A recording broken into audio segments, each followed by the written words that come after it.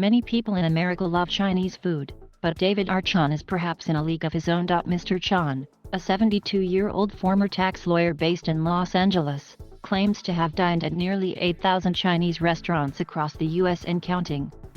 Each is archived in a spreadsheet that he has maintained for 4 decades, along with thousands of restaurant business cards and menus.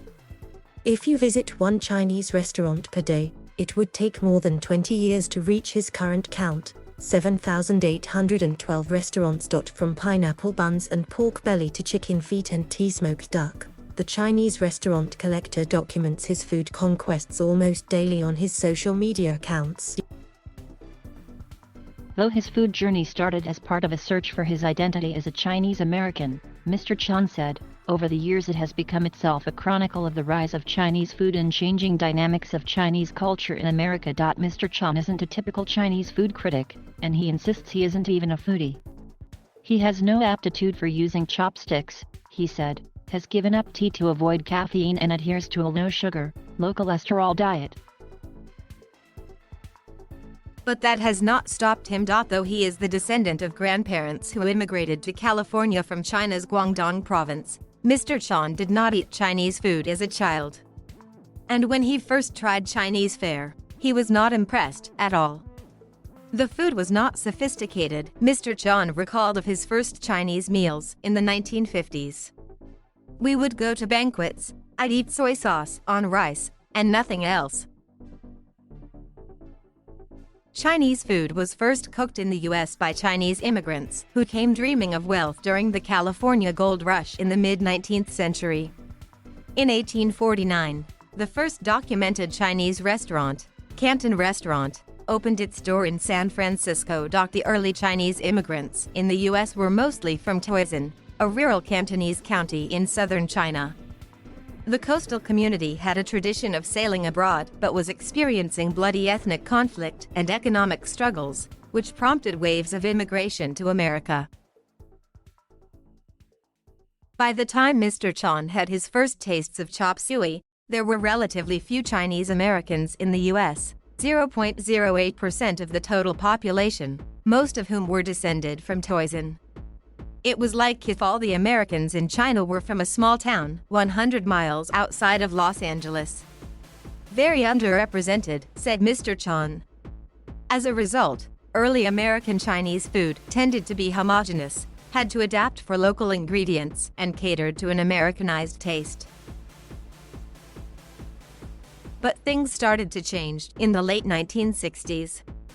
As a new law lifted restrictive quotas on immigration from Asia, the U.S. began to receive an influx of immigrants from mainland China, Hong Kong, and Taiwan, bringing in not only modern Cantonese food, but also a variety of regional cuisines from across China. Meanwhile, the American civil rights movement was in full swing, and it inspired Mr. Chan, then a college student, to explore his Chinese American heritage. In the 1960s, he started to dine at Chinese restaurants listed on the local yellow pages. At the beginning, it was just a search for identity, Mr. Chan said. My interest in the history of Chinese in the U.S. led me to eat Chinese food and see what it was like to be Chinese in different parts of the country. Through this, he learned of the diversity of the cuisine.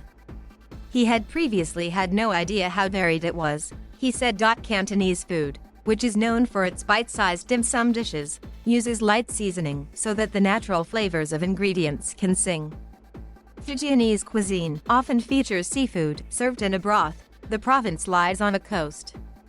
Sichuanese food, meanwhile, is famous for dishes heavy on numbing peppercorns and fiery red chilies.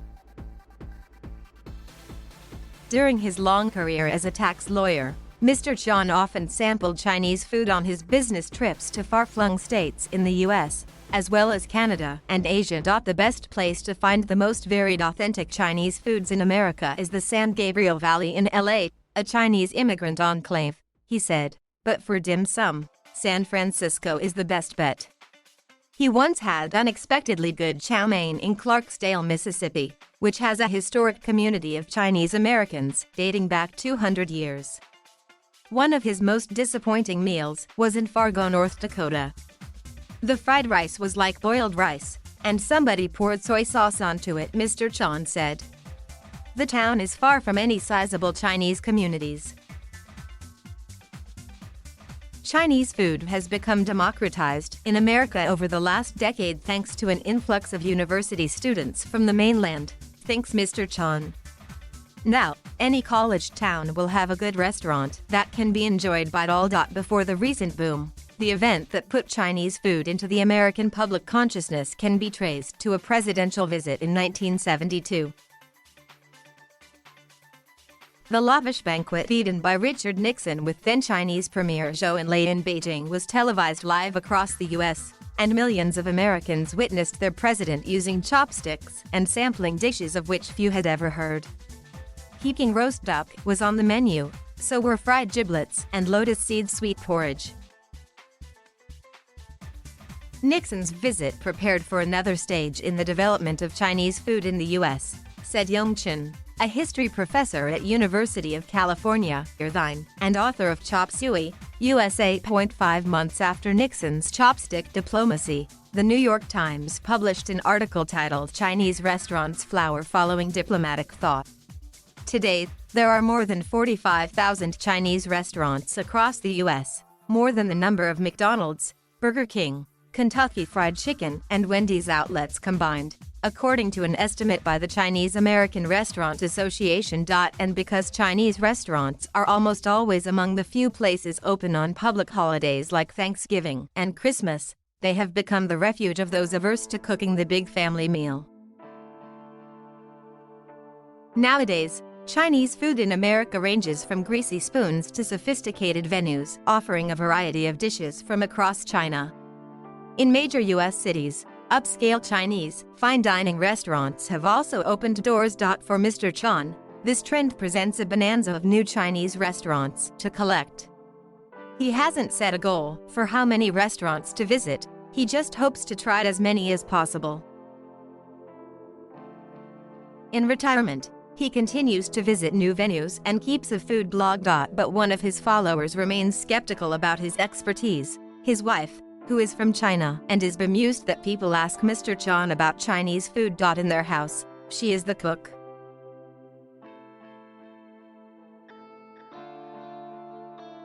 Thank you for watching. Please subscribe